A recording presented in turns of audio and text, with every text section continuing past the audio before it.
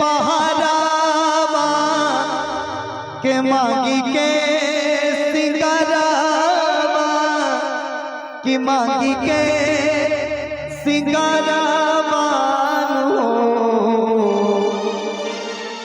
दुल्हनिया कहा दिया माई से प्रार्थना कर रहा अर्ज कर रहा कि माई हमरा मांग के सुहाग हमारे लइकन बच्चन के गार्जियन हुआ बाड़े उनका रक्षा करी। अरे सिमवा पे देवेले पहरावा के मांगी के सिंगारावा के मांगी के सिंगारावा माई हो सैया जी के घर लवटैहा बचैहा मोर से नुराबानु हो।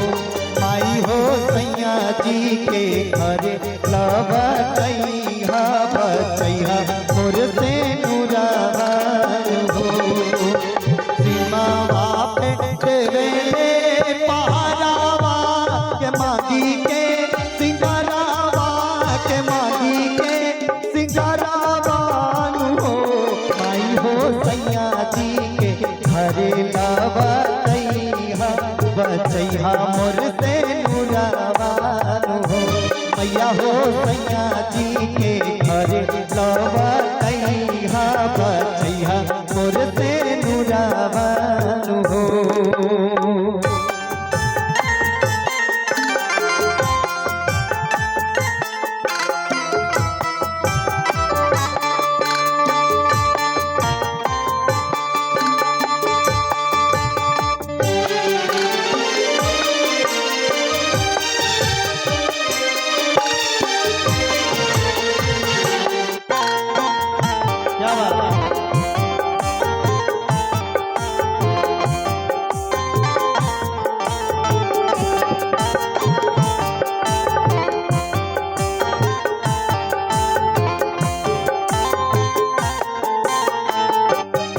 भैया हो वो बिरहीन पत्नी वो दुल्हन माई से कह रहल बा माई पीर पराई जाने न कोई हमार हृदय के बात सुनी जानी ला है माई जे कर फौजी होले पियावा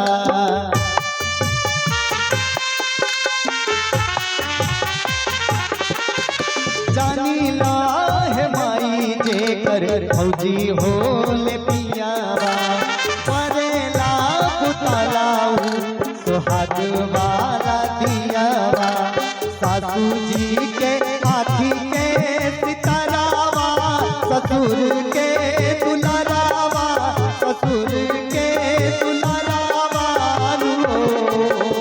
सासू जी के आँखी के सितारावा ससुर के दुलारावा ससुर के दुलारावा। ए माई हमरा ख्याल मत करी अगर हमरा ऊपर तरस ना आवे तो बुढ़िया लोग बाबूजी लइकन के ख्याल करी। अरे सासू जी के आँखी के सितारावा ससुर के दुलारावा ससुर के दुलारावा और माई हो लई कन के प्यारी जन भूलैहा बचैहा मोर से नुरावानु हो। माई हो लई कन के प्यार जन भूलैहा बचैहा मोर से नुरावानु हो।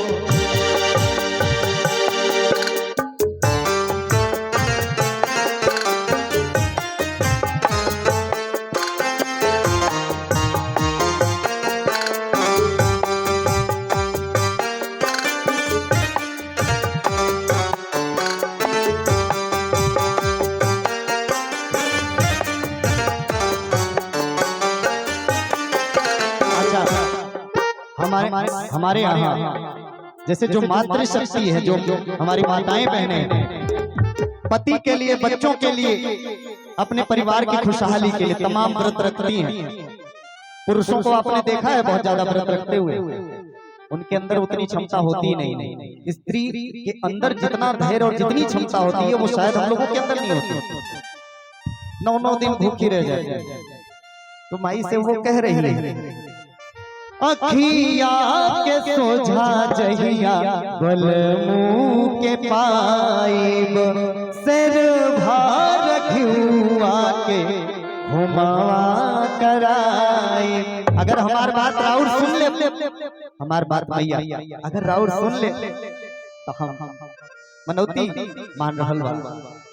अखिया के सोझा जहिया बल मुँह के पाइब, सिर भार घिउआ के घुमावा कराए। जिंदगी में ढेरी जब अधरावा कतई के सहारावा, कतई के सहारावा हो माई हो घरवाया हर जनिबा नहीं हा बचैया मोर से नुराबान हो माई हो घरवाया हर जनिबा नहीं। सैया जी कहले रहल कि असो के जौन नवरात्र आई ओहमन हम छुट्टी लेके जरूर घरे आई, चाहे जैसे छुट्टी की अर्जी लगा दे। लेकिन जब युद्ध छिड़ गए बॉर्डर पे, अब कहां से छुट्टी मिली? तो देखिए भाव हो हमने के जीवन में, सनातन संस्कृति में भाव के अलावा कुछ हो न। संसार को सबसे बड़े प्रेम की परिभाषा राधा कृष्ण ने दिया। ये हमारी सनातन संस्कृति है, मिठास है। संसार में दोस्ती की सबसे बड़ी मिसाल कृष्ण और सुदामा, और कहीं सुनने को नहीं मिलेगी। तो हमारे यहाँ भाव की महिमा है। जब जब सीमावा से आवे केहू के लसिया,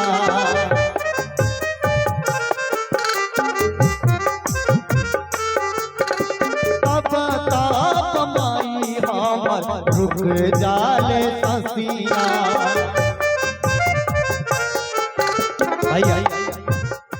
कह रही है कि सीमा से, बॉर्डर से जब दूसरे की भी लाश आती पड़ोस में न, तो मेरी सांस रुक जाती है कि लगता है शायद ये आखिरी पल।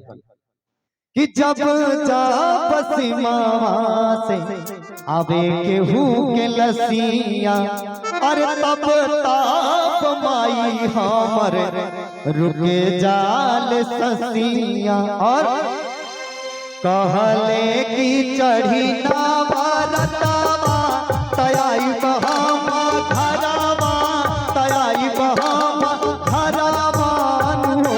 पंकज पूरब से पचरा गवैहा, बचैहा मोर से नुरावान हो। जय सिंह जी से पचरा गवैहा, बचैहा मोर से नुरावान हो।